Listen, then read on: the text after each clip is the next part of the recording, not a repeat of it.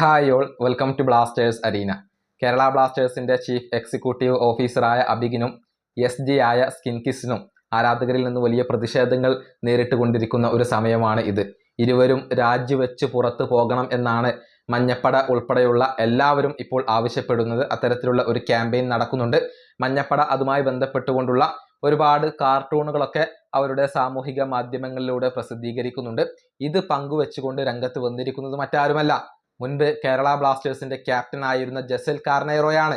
അതായത് മഞ്ഞപ്പടയുടെ കാർട്ടൂൺ അദ്ദേഹം തന്റെ ഇൻസ്റ്റഗ്രാം സ്റ്റോറിയിൽ പങ്കുവെക്കുന്നുണ്ട്. കരോലിസ് ഔട്ട്, അബിഗ് ഔട്ട് എന്നുള്ള ആ ഒരു കാർട്ടൂൺ ആണ് അദ്ദേഹം സ്റ്റോറിയിൽ പങ്കുവച്ചിട്ടുള്ളത്. അതിന്റെ ക്യാപ്ഷൻ ആയിക്കൊണ്ട് ജസൽ എഴുതിയിട്ടുള്ളത് ഈ മാലിന്യങ്ങൾ പുറത്താകണം, എന്തായാലും പുറത്താകണം എന്നാണ്. ഇവർ മാലിന്യങ്ങളാണ്, ചവറുകളാണ് എന്നാണ് ജസൽ പറഞ്ഞിട്ടുള്ളത്. തീർച്ചയായും അവരെ പുറത്താക്കണം എന്ന് തന്നെയാണ് മുൻ കേരള ബ്ലാസ്റ്റേഴ്സ് ക്യാപ്റ്റന്റെ ആവശ്യം. ഇവരോടുള്ള എതിർപ്പ് ജസൽ പരസ്യമായി കൊണ്ട് പങ്കുവെക്കുകയാണ് ചെയ്തിട്ടുള്ളത്. അതായത് സ്കിൻകിസും അതുപോലെ തന്നെ അബിഗും ഒക്കെ പുറത്താകണം എന്ന് തന്നെയാണ് ജസലും ഇപ്പോൾ ആഗ്രഹിക്കുന്നത്. ആരാധകർ മാത്രമല്ല, മുൻ താരങ്ങൾ വരെ ഇപ്പോൾ രംഗത്ത് വന്നു തുടങ്ങി എന്നാണ് ഇതിൽ നിന്നും വളരെ വ്യക്തമാകുന്നത്.